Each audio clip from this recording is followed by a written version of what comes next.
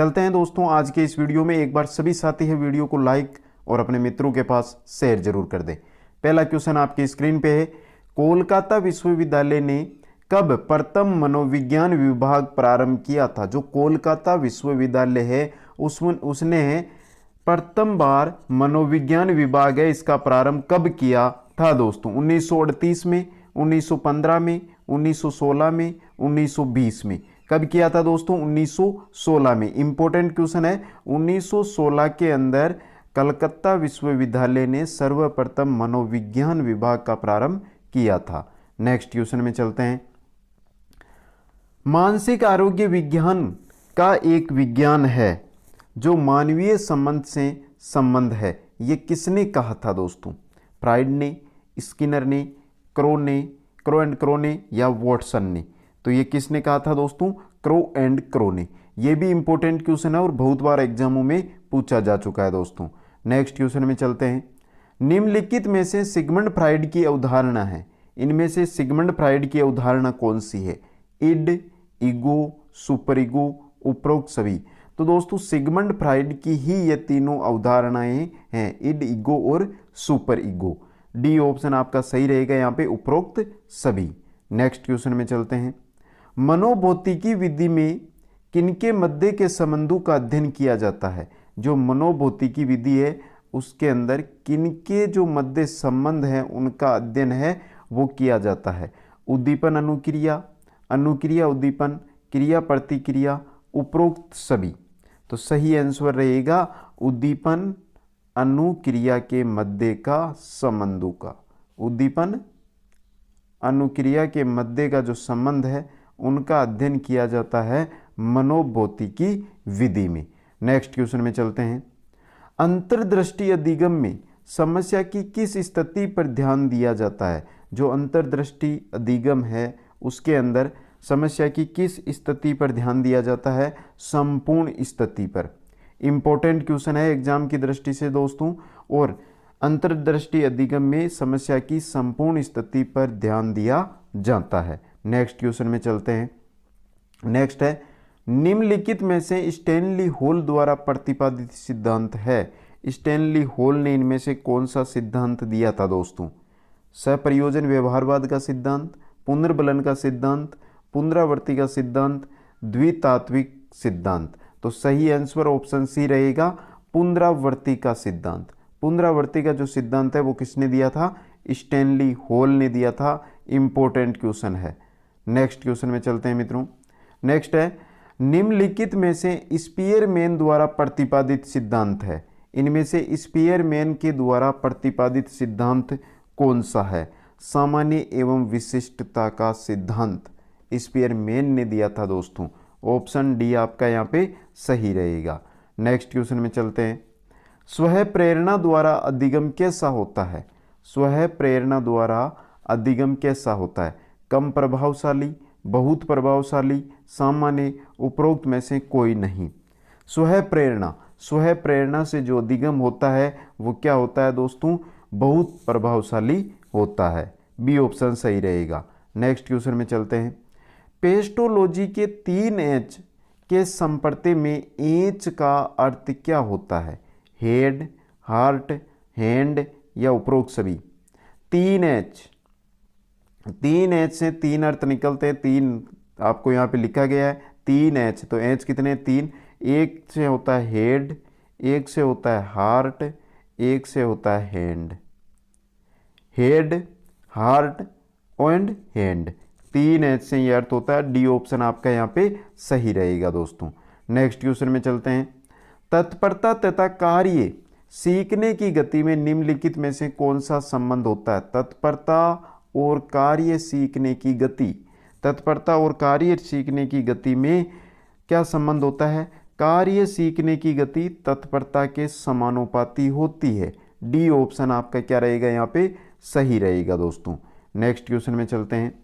आत्मनिरीक्षण विधि द्वारा किनकी क्रियाओं का अध्ययन किया जाता है? आत्मनिरीक्षण विधि के द्वारा। तो नाम क्या है? आत्म यानी स्वयं, स्वयं का निरीक्षण। ऑप्शन बी आपका सही रहेगा, स्वयं की। तो आत्मनिरीक्षण विधि द्वारा किन की क्रियाओं का अध्ययन किया जाता है? स्वयं की क्रियाओं का अध्ययन किया जाता है। नेक्स्ट क्वेश्चन में चलते हैं। मनोविज्ञान आचरण व व्यवहार का यथार्थ विज्ञान है। ये परिभाषा किसने दी? जो मनोविज्ञान है वो आचरण और व्यवहार का यथार्थ विज्ञान है, ये परिभाषा किसने दी थी दोस्तों? मैकड्यूगल ने।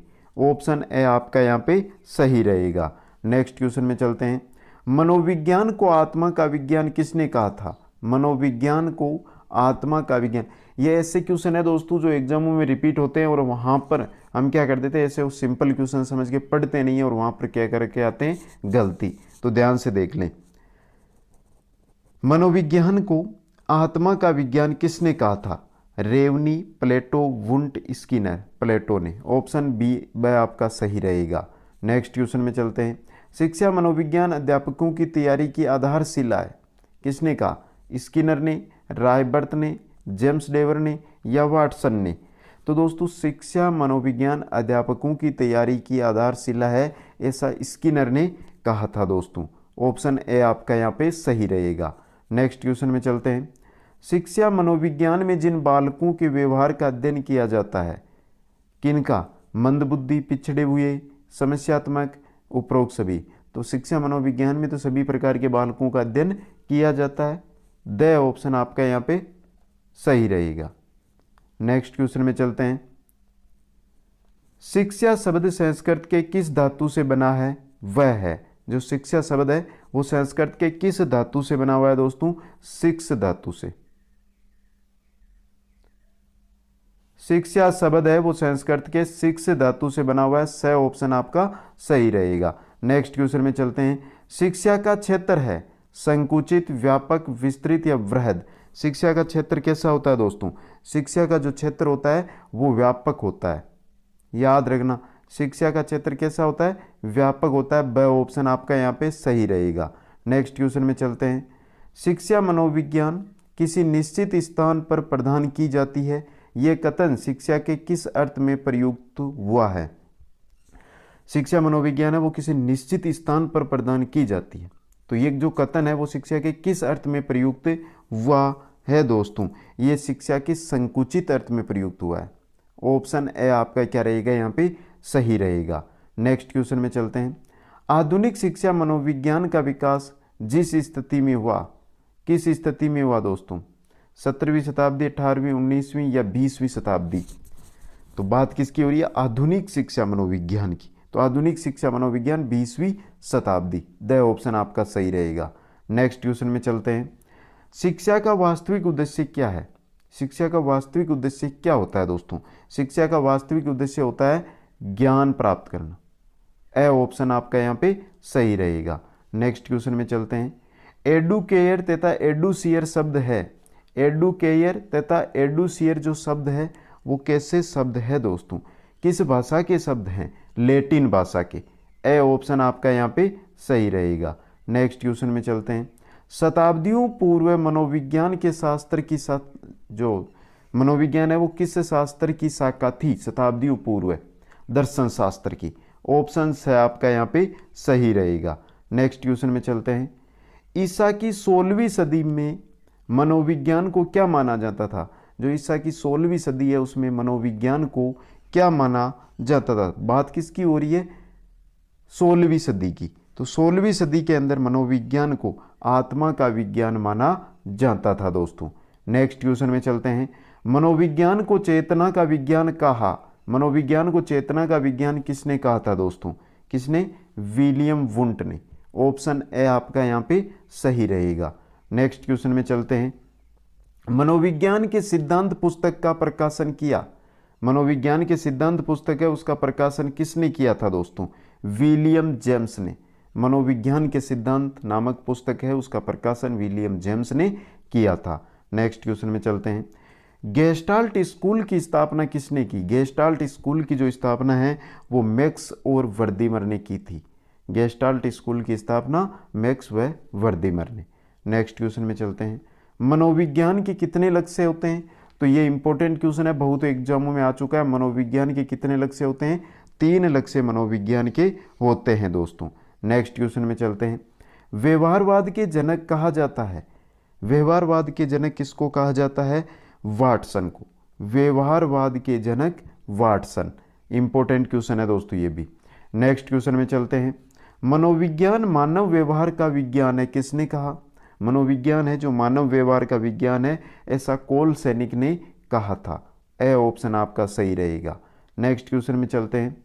मनोविज्ञान की प्रथम प्रयोगशाला कहाँ पर स्थापित है? जो मनोविज्ञान की प्रथम प्रयोगशाला है वो कहाँ पर स्थापित है दोस्तों?